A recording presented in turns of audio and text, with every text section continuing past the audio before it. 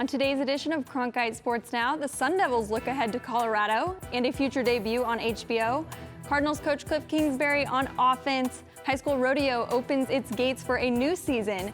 And an Arizona native in the NASCAR Cup Series playoffs. These stories and more coming your way on Cronkite Sports Now. Hey everyone, happy Thursday. Welcome to this edition of Cronkite Sports Now. I'm Brady King. Thanks so much for joining us. The Arizona Diamondbacks are still fighting for a postseason spot. They got the win 5-4 over the Marlins yesterday as Mike Leake threw 6 2/3, giving up 3 runs with 4 strikeouts. As the D-backs look to get back on track to close out the season, Cronkite News reporter Rob Warner was at Chase Field with more. Aren't mathematically eliminated from earning a wild card spot, but the team is in an extremely difficult position. Heading into Wednesday, Arizona was 5.5 games back of the second wild card spot with just 10 games remaining in 2019.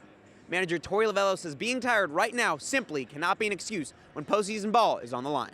This is when you got to lock down and focus, and if you are a little fatigued, to perfect things with a little bit more pinpoint focus and concentration, and those are some markers that I expect everybody to hit on a nightly basis. So fatigue, yes, I think it's setting in for everybody. We have asked a lot of certain guys, but this is the greatest time of the year. If you're in a race of some sort, you should go out there and play full throttle. We haven't showed up the past several games. We need to show up the way we can. Arizona will next head up to Southern California to take on the San Diego Padres in a weekend series before coming back home to host Paul Goldschmidt and the St. Louis Cardinals, followed by San Diego to wrap up the 2019 season. From Chase Field, Rob Warner, Cronkite News. Moving from the diamond to the gridiron, the ASU football team is making headlines this week, and not just for their undefeated status. While the Sun Devils are preparing to open Pac-12 play against Colorado, the Devils received a hard knock on the door from HBO. Yesterday, the network announced ASU as one of 4 teams to be featured on their 24/7 documentary series. The Devils will be the focus of a 1-hour episode in October. So it's safe to say there's a lot going on for this young team, but they are learning from an experienced coaching staff how to execute game plans while balancing their emotions.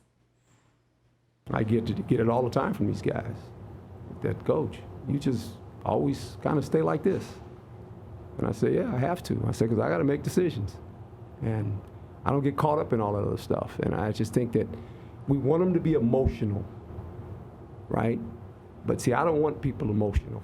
I want people passionate. You can catch the Sun Devils' chance at a 4-0 start at home Saturday night with kickoff set for 7 p.m. You can also watch them on HBO on October 16th in preparation of their game against Washington State on the 12th. The Cardinals are still looking for their first win of the season at home against the Panthers on Sunday. Cronkite News reporter Scotty Gange takes us inside the Cardinals press conference where Kliff Kingsbury spoke on the need for growth and improvement on offense. Coach Kliff Kingsbury and the Arizona Cardinals are averaging 22 points per game, which is good enough for 12th best in the NFL. But in his own words, there's still improvements to be made. I'm going to get adjusted to the NFL game the entire season as well. I mean, Kyler's a rookie quarterback. It's my first time calling plays in the league. So I have to wrap my mind around that and finding matchups and finding concepts that work and we can be efficient at. And I just obviously haven't done a great job of that so far. Kliff and the Cards kick off against the Panthers at 1:05 Sunday, but they're still waiting to see who's under center for Carolina. Quarterback Cam Newton missed his second straight practice today as he recovers from a foot sprain. If Cam can't go, the Cardinals will face off against Kyle Allen, who is in his second season after playing alongside Kyler Murray at Texas A&M in 2015. Last weekend was the first of 10 rodeos to start the season of Arizona High School Rodeo Association for grades 6 through 12. And Cronkite Sports reporter Serena Perez explores how the Rodeo Association has been a part of some of families for generations. Goat tying, barrel racing, and bull riding. Just a few of the events that took place in Payson for the season opener of the Arizona High School Rodeo Association.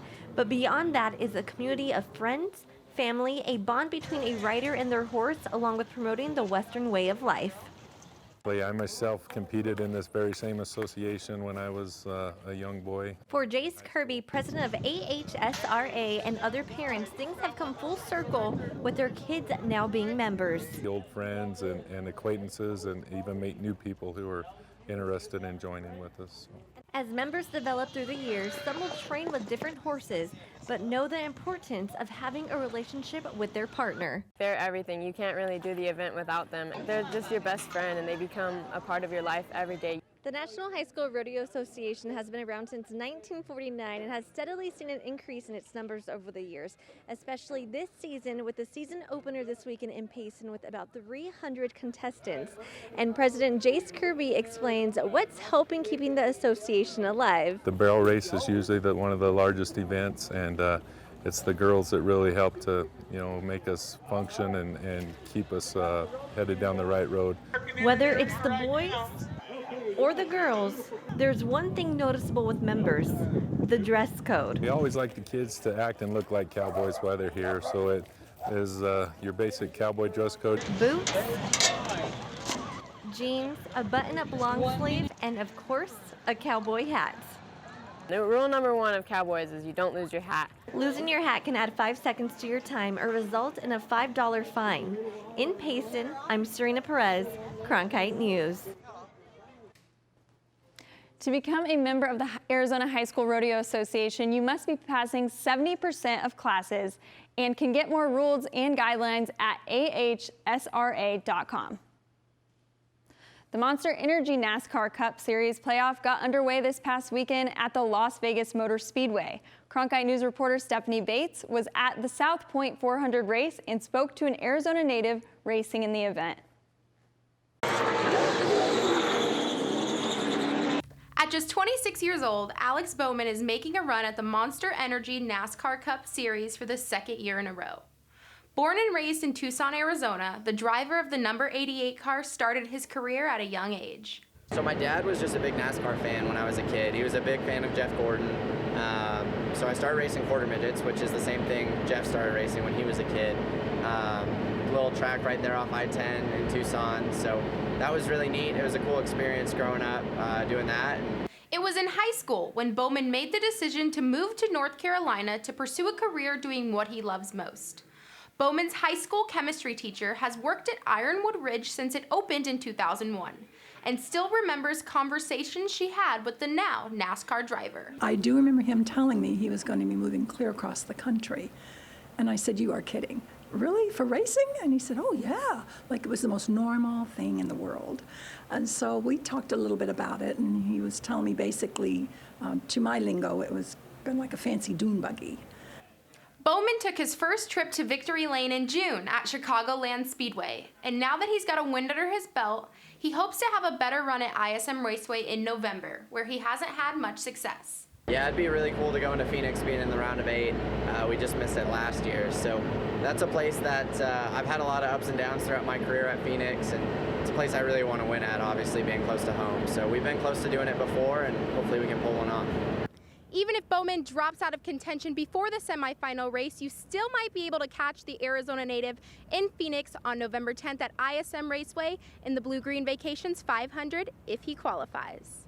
From Las Vegas Motor Speedway, I'm Stephanie Bates, Cronkite News. You can see Bowman behind the wheel in the Federated Auto Parts 400 at the Richmond Raceway in Virginia this Saturday evening as he continues his battle in the round of 16. That does it for today's edition of Cronkite Sports Now. For Arizona sports stories from around the valley, visit Cronkite Sports tab on arizonasports.com. And as always, for top Arizona news stories, head over to our Cronkite website at cronkitenews.azpbs.org. And be sure to tune in tonight at 5 p.m. on Arizona PBS for our nightly newscast. On behalf of the entire Cronkite Sports Bureau, I'm Brady King. Thanks again for joining us, and we'll meet you right back here tomorrow.